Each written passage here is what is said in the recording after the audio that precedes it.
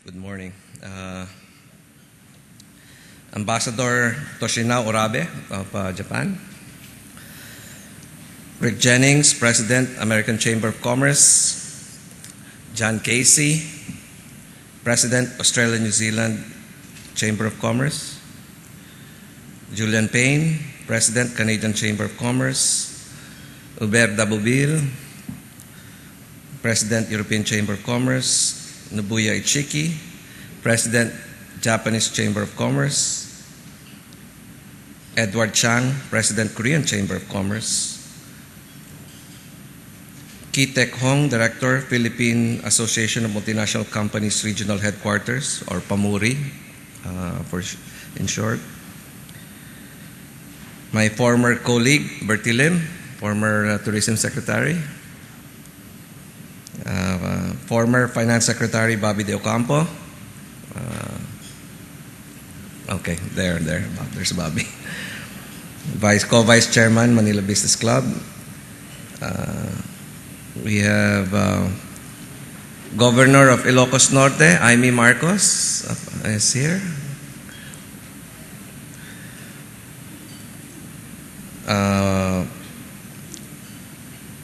Gloria Steele, Mission Director, USAID. Bill Luz, Private Sector Co-Chairman of the National Competitiveness Council. Members of the foreign chambers, other guests, ladies and gentlemen. On behalf of the Department of Trade and Industry, I wish to extend my congratulations to the Joint Foreign Chambers for the first anniversary of Arangkada, Philippines. When we say first anniversary, from the time the report was submitted, not from the time the actual study was done. The Philippine government appreciates your significant contributions in moving the country forward to attaining inclusive growth. The type of growth where the poor also benefits. We have considered your recommendations and made some progress by introducing policy reforms, particularly in providing a better business environment and improving the country's competitiveness. I'm supposed to talk on the role of foreign investments in Philippine economic growth. But the only thing I will say about it is that it is very important. What I'd like to do instead is just share with you some of my thoughts on a variety of things related to DTI. The first one is the Philippines right now finds itself in, I'd like to use a golf term, sweet spot. Sweet spot in the sense that foreign investments seem to be coming this way in a big way. And there are really many reasons for that. Of course, you have the weakness in the US and Europe. So they're all looking at Asia for investments. And then within Asia, what we're seeing now is that the coastal area of China, because of the recent policies of the Chinese government, they have resulted, not accidentally but actually on purpose, in increasing wages in the coastal areas of China by a lot. And so now the Philippines is actually a cheaper operating environment than the coastal areas of China. That's one. And it seems like the wage cost increases there will continue in the near future. You also find the situation wherein Vietnam, which was attracting a lot of foreign investments, finds itself now with a 20% inflation rate environment. So that has temporarily caused pause to big companies in terms of locating there. Then you have the situation in Thailand, which has flooding, and we really, sympathize with them on this thing. But the result of that, since the flooding still has not been completely abated yet, that we're also seeing some flows from there to us. Of course, there's also some flows coming from Japan. Some of them are normal flows, some of them are new flows. So that's why we find ourselves in a sweet spot, along with Indonesia. That's where what I see are the two countries in this region which are apparently the choices right now among investors. Second thing I'd like to mention is that you may have read in the paper some of my comments already. And I am very bullish about the economic growth this year. I think I'm the most bullish in terms of forecast. I think there's no one above my forecast. The forecast of the official government forecast is 5 to 6%. ADB and other multilateral institutions are forecasting in the 4 to 5.5% range. I think that we will exceed 7% and even have a chance of exceeding the 10%, the 2010 growth of 7.6%. And that's not based on a pure guess. It's actually based on what I see is happening. I've already mentioned to you the sweet spot, okay? And we've already seen flows, a lot of flows on that side. We're just inaugurating the Coach Leather Factory in Tarlac just last week. And they've already hired 1,200 people. They're ramping up to 5,000. And then they'll put up another factory with another 5,000 and a few more factories. And this is just one example. And this is being replicated many times in garments. And we've already seen the announcements of Yokohama Tire, wherein the Philippines in 3 to 5 years' time will become one of their biggest facilities worldwide for production of tires. You're already seeing the expansion in shipbuilding. You're seeing the continuing expansion in the BPO call center area.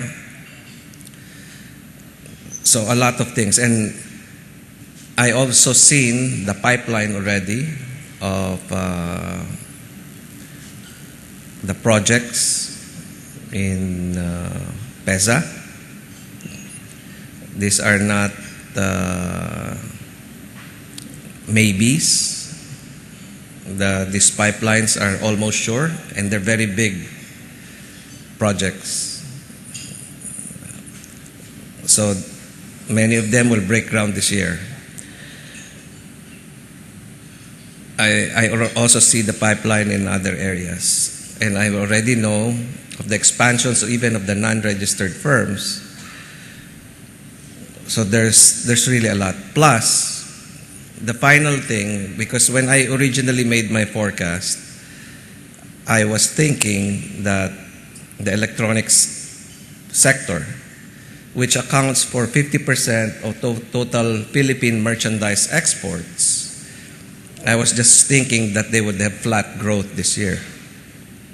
Because last year, they declined by 25%.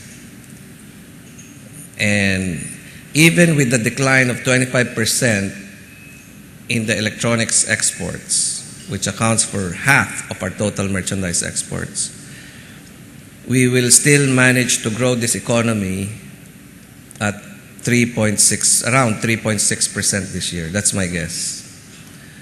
In today's paper, they said 3.6 to 4. My estimate was 3.6. So despite the electronics industry suffering a 25% decline last year, we still managed to eke out a 3.6% growth in 2011.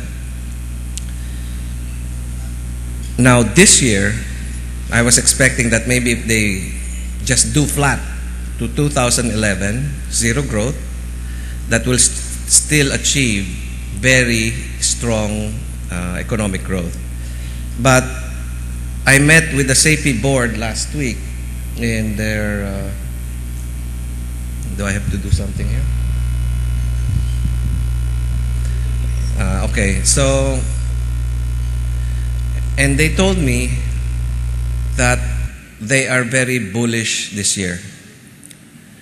And they told me that they don't expect, but they said that there's a very good chance that they will exceed 2010 levels. And 2010 was a record export year.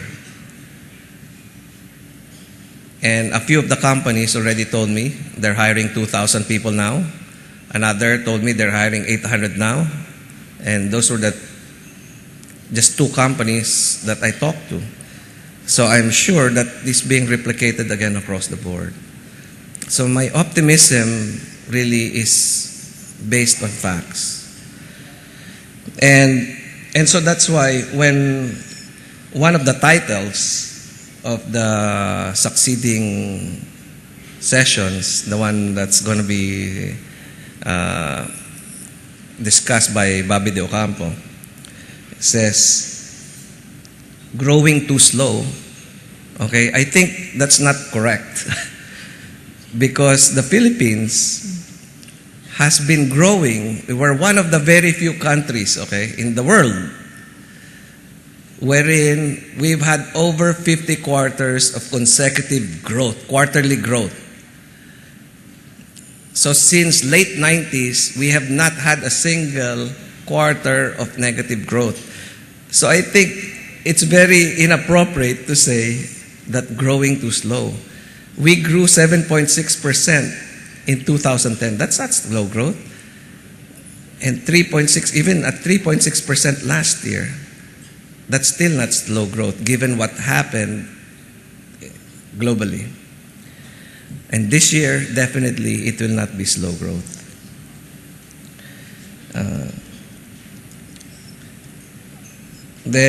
I just wanted to make a comment as well on some perceptions. There are perceptions that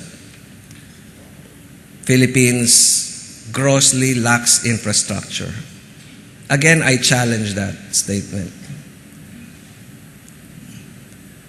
Admittedly, maybe in power, okay, we do have the capacity, okay, but we need to add some more there. But outside of power, okay, we do have adequate infrastructure to be able to have this growth above 7%.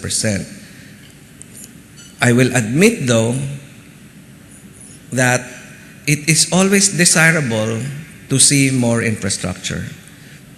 But I think that we should not put down ourselves and say that we lack all this infrastructure. You know, I travel a lot around Asia. And our infrastructure is not bad. I see all these other countries, we're okay.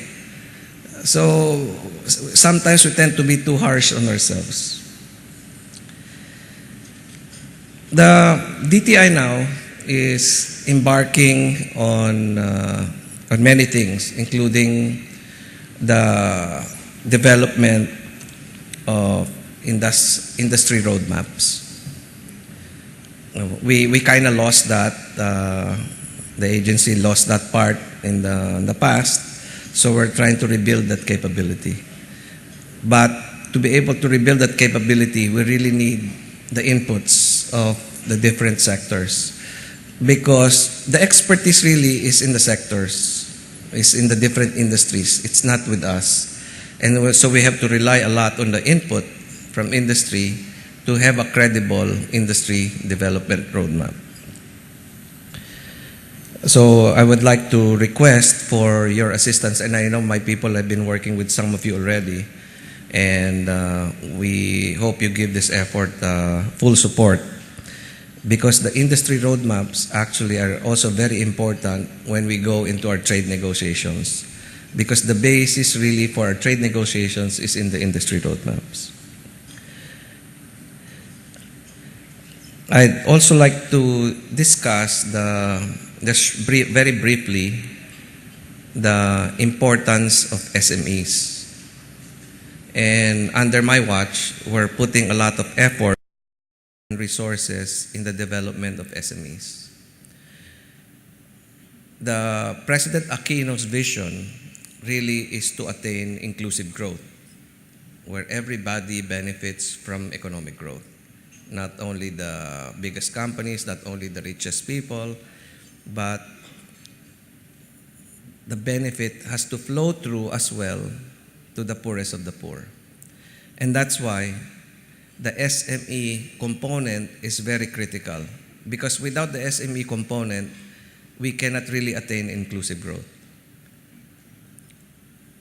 So we are pouring a lot of our resources, the meager resources of DTI, any savings that we have, we're pouring it into SMEs, because this is the only way that we can generate employment in the countryside.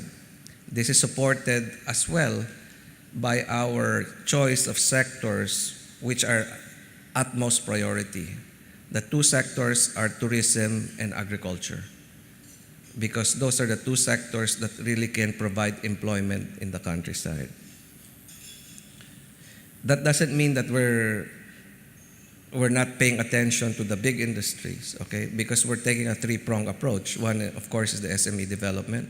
Second is to continue to support the big success sectors. This include the BPOs, okay?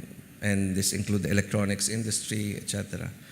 And the third leg is really to look for new sunrise industries, the new BPOs. Okay, so we're in continuous search for that. It could be shipbuilding, because shipbuilding, we're now the fourth largest in the world after China, Korea, and Japan. And the two major shipbuilders here, Tsuneshi and Hanjin, they're both looking to expand, and there are additional companies that are now searching to put up major shipbuilding facilities in the Philippines. So we're continuing to look for those additional BPOs, that can bring our economic growth faster.